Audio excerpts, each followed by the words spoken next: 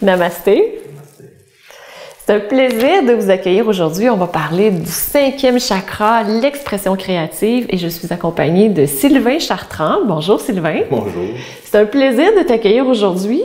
Puis peut-être que les gens se disent, pourquoi il est là aujourd'hui, lui? On parle de comment créer, en fait, parce que peut-être que vous le voyez. Tadam! J'ai 2 belles toiles dans le studio ici et je voulais vous présenter son créateur. Donc, merci beaucoup, Sylvain, d'abord d'avoir prêté les toiles, première chose, et d'être ici aussi aujourd'hui. Bien, merci à toi pour cette expérience. Est-ce que tu veux nous présenter les toiles? Oui, on peut commencer par ça, justement. Ben oui. La première ici, à la gauche, moi, j'avais trouvé le nom de Continent Céleste.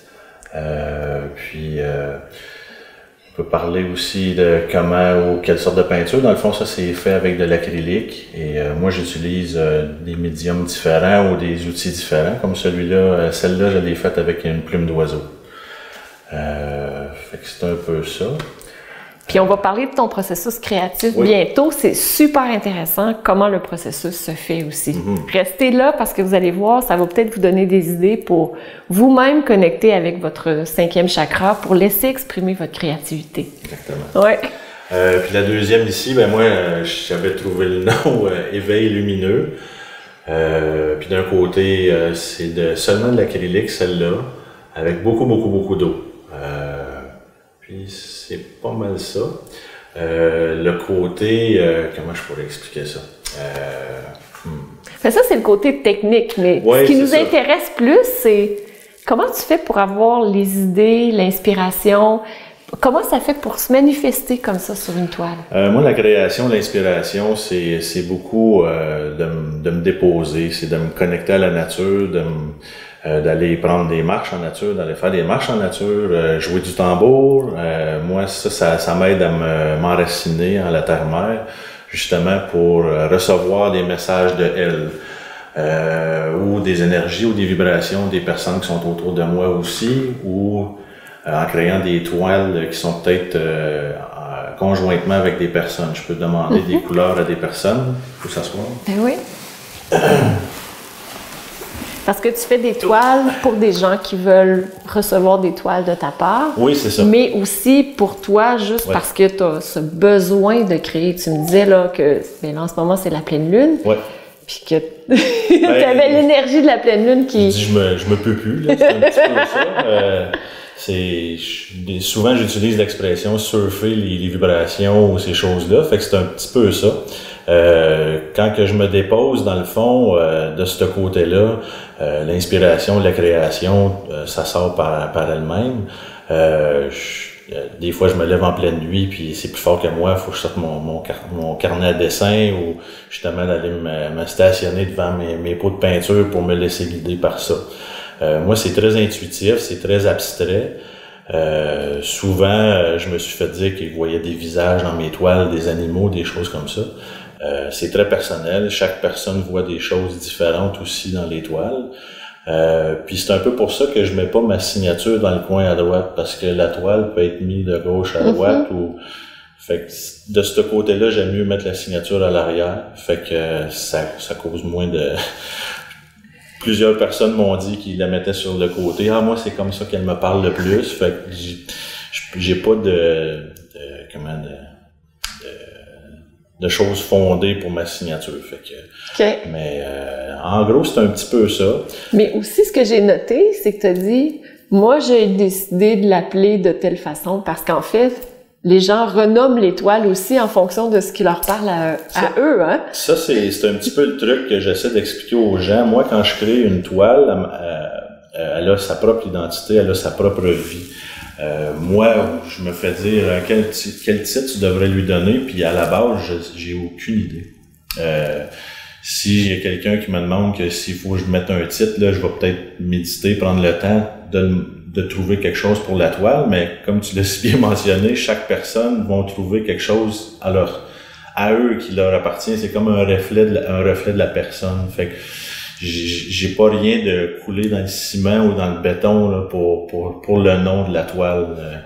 Il y en a souvent qui m'achètent des toiles puis ils trouvent leur propre nom à la toile, le côté qu'ils veulent la mettre.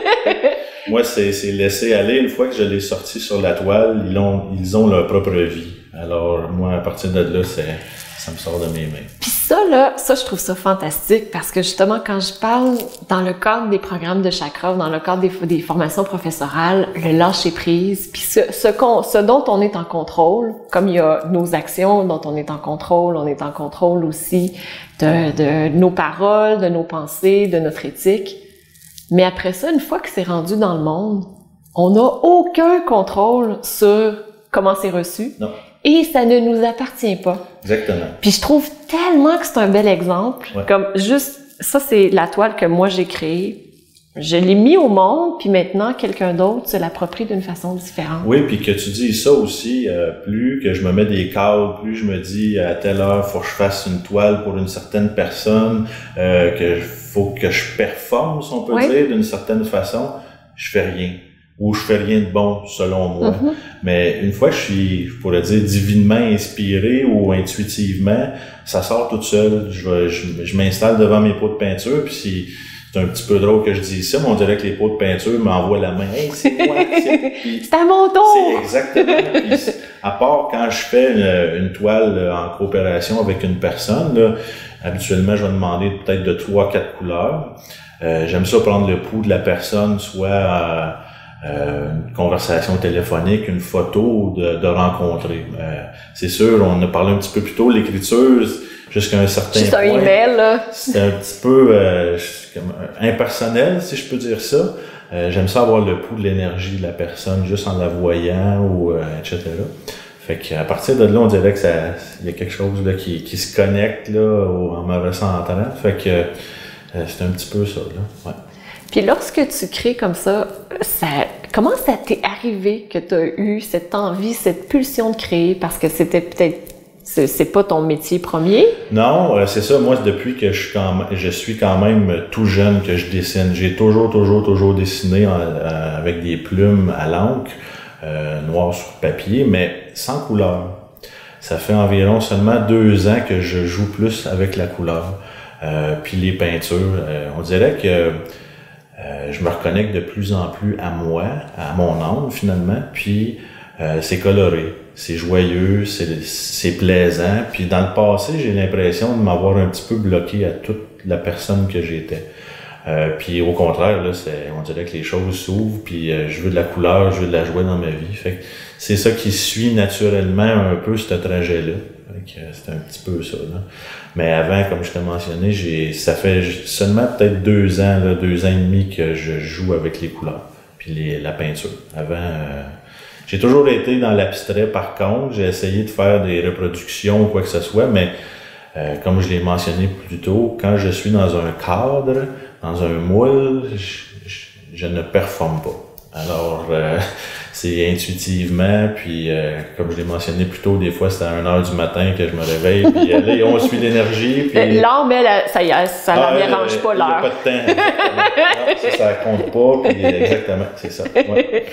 Ce que je trouve vraiment magnifique dans ton message, c'est que dans le fond, les toiles qu'on voit ici, c'est ton âme qui s'est manifestée à un moment précis. Oui, exactement. Puis c'est de toute beauté. Je me rends compte que souvent, c'est des connexions que j'ai fait dans le passé qui reviennent à la surface, que j'avais mis de côté ou des choses comme ça, puis où j'ai rencontré une certaine personne qui a réveillé des choses en moi, qui va me reconnecter à des choses que dans le fond, j'avais déjà la réponse, sauf que j'étais déconnecté. Ouais. Fait qu'en me reconnectant comme ça, on dirait que toutes les petites connexions se refont tranquillement, puis des fois, le brouhaha, là, c'est wouhou! Fait que on se laisse aller là-dedans. Là. Ouais. Fait que ton processus créatif, c'est de te reconnecter à toi-même par la méditation, la nature, les sons.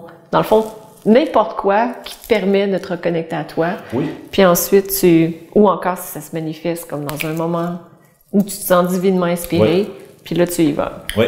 Souvent, comme on a parlé plus tôt, la question tambour, la question méditation, tous les trucs que tu viens d'énumérer, je les appelle des outils, un peu pour me reconnecter à moi. Mais souvent, l'énergie ou les vibrations sont tellement fortes que j'en ai pas besoin de ces trucs-là. C'est vraiment, OK, là, j'entends des messages, ça me dit carrément, lève-toi, présente-toi dans tes pots de peinture, puis ça va se guider, là, tu sais. Fait que Il y a beaucoup l'eau qui est présente dans mes toiles aussi, beaucoup. C'est rare que j'utilise des pinceaux. C'est tout le temps des plumes d'oiseaux, de la cendre, des gels. J'utilise plein de trucs différents, mais les pinceaux, je l'ai essayé, puis on dirait que c'est pour moi, c'est trop concret. J'aime mieux utiliser même le bout en bois du pinceau au lieu. Fait que moi, c'est comme ça. Fait que toutes ces années de travail personnel, spirituel ont amené, dans le fond, la manifestation de ce qui est là aussi maintenant. Je me laissais aller beaucoup dans le dessin avant, mais encore là, on dirait que j'avais l'impression qu'il fallait que je performe, que je fasse quelque chose, que j'allais peut-être récupérer des reconnaissances de gens à cause que j'avais fait un dessin. Tandis que maintenant, c'est au-delà de ça. J'ai plus ce besoin de reconnaissance-là. Ça se fait tout seul. Je ne peux pas nier l'énergie. C'est ce que je me dis. C'est comme ça. Ben, un grand merci de partager ton énergie ici, puis de partager le processus que tu utilises pour la création, mais ce que ça laisse aussi, la trace énergétique que ça laisse ici dans le studio, à travers les vidéos aussi, je pense que c'est quelque chose qui va être ressenti. Donc, un grand merci pour ton partage. Puis, pour les gens qui nous écoutent, ce que je vous invite à faire, c'est à écrire dans les commentaires ci-dessous. Qu'est-ce que ça vous inspire, vous? Ce partage de Sylvain qui nous dit, ben moi, voici comment je crée. Je me laisse inspirer, puis ensuite de ça, je suis cette énergie.